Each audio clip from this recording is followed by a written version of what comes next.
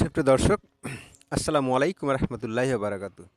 সুপ্রিয় দর্শক, আজকে যে বিষয়টি নিয়ে কথা বলতে চাই সে বিষয়টি হচ্ছে যে সমন্বয়করা কেন আওয়ামী লীগকে নিষিদ্ধ করতে চায়। দেখুন, সমন্বয়করা এবং জামায়াত ইসলাম এবং এদের যে অঙ্গ সংগঠন নাগরিক কমিটি, তারপরে হচ্ছে বৈষম্য বিরোধী আন্দোলন, এর সাথে আছে এবি পার্টি, এরা সবাই আওয়ামী লীগকে নিষিদ্ধ করতে চায় কেন আসলে? আমরা চাই আওয়ামী লীগের যারা করাপ্টেড, যারা কাল্ট নেতা, যারা দুর্নীতিগ্রস্ত নেতা, তাদের বিচার হোক। কিন্তু একটা দলকে নিষিদ্ধ করতে চাওয়া, এটার মূল কারণটা হচ্ছে যে আমি দুইটা দিক এটা আলোচনা করব। প্রথমটা হচ্ছে যে কোনো দলকে নিষিদ্ধ করলেই কি আসলে নিষিদ্ধ হয়ে যায়? যেমন ধরেন, জামায়াত ইসলাম, তাদেরকে নিষিদ্ধ করা হয়েছিল। এই দলটাকে যখন নিষিদ্ধ করা হয়েছিল, তাদের নিবন্ধন বাতিল করা হয়েছিল। এই দলটাকে কি আসলে নিষিদ্ধ হয়েছে, নাকি আরও তারা করে ফিরে এসেছে? প্রশ্ন হলো যে জামাত ইসলামকে যেহেতু নিষিদ্ধ করতে পারেনি, সুতরাং অত্যাচার সহ্য করেও জামাত ইসলাম কিন্তু আজকে কঠিন একটা প্রতিপক্ষ হয়ে দাঁড়িয়েছে। দেশের প্রেক্ষাপটে বোঝা যাচ্ছে যে আওয়ামী লীগ একটা ফ্যাক্টর, ডিফ্যাক্টর। সেখানে সমন্বয়করা এত বড় একটা দলকে নিষিদ্ধ করতে চায়। এখন তাদের নেতাকর্মীদের বিচার হোক, সেটা তো আলাদা কথা, কিন্তু এর মধ্যে যে আওয়ামী লীগকে নিষিদ্ধ করতে চাওয়ার মূল দুইটা কারণ।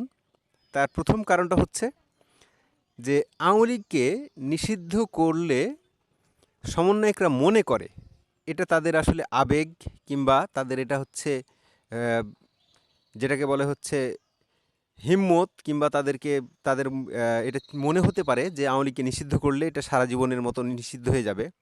কিন্তু আওয়ামী লীগের প্রেক্ষাপট, আপনি যদি সর্বশেষ যে ভোট সবচেয়ে বেশি কম পেয়েছিল আওয়ামী লীগ, সেটা 1991 সালে। 1991 সালে 40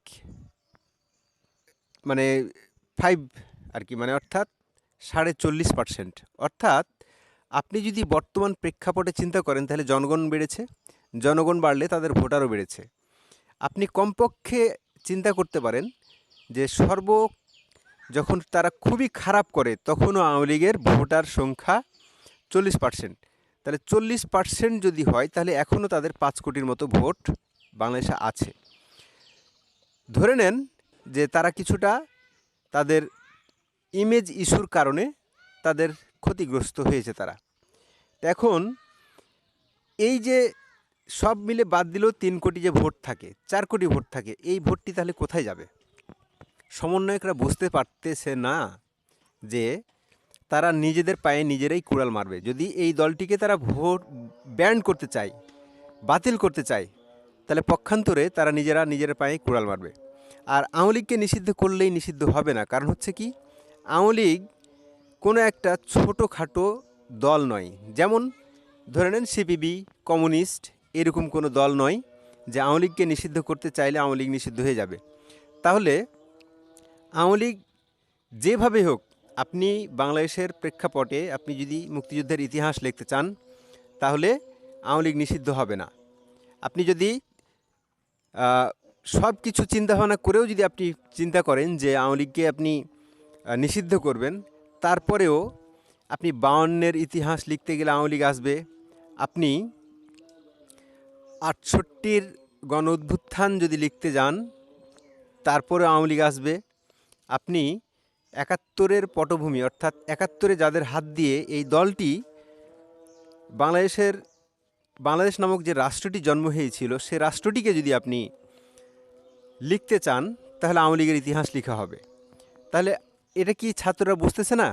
হয়তো কেউ বুঝতেছে, কেউ বুঝতেছে না।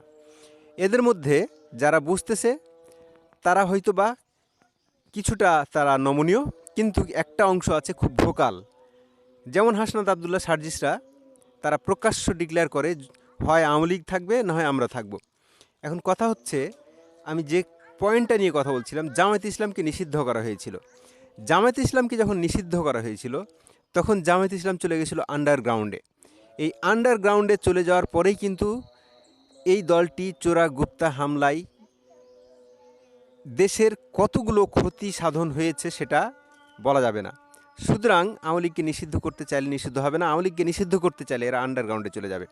তখন দেশে একটা গৃহযুদ্ধ হবে। এরকম গৃহযুদ্ধ আমরা চাই কি আসলে? না, আমরা চাই না। সুতরাং ছাত্রদের এই বাস্তবতা বুঝতে হবে যে জনগণই তাদের প্রত্যাখ্যান করুক, জনগণের হাতে ছেড়ে দেন। যদি জনগণের কাছে তারা প্রত্যাখ্যাত হয়, জনগণের কাছে যদি তারা ভোট না পায়, তাহলে এমনি তারা বিলুপ্ত হয়ে যাবে। আপনারা অবাঞ্ছিত ঘোষণা করবেন, আপনাদের হাতে তো কোনো ম্যান্ডেট নাই, আপনাদের হাতে সংশোধনে আপনার নির্বাহী ক্ষমতায় আপনারা যে আসবেন বা বন্ধ করতে চাইবেন, সরকারকে প্রেসার দিবেন, সরকারকে প্রেসার দিয়েই আপনারা সেটা করতে পারবেন না। পক্ষান্তরে আপনারা চিন্তা করছেন আওয়ামী লীগ যদি নিষিদ্ধ করা না হয় তাহলে তারা পুনর্গঠিত হবে।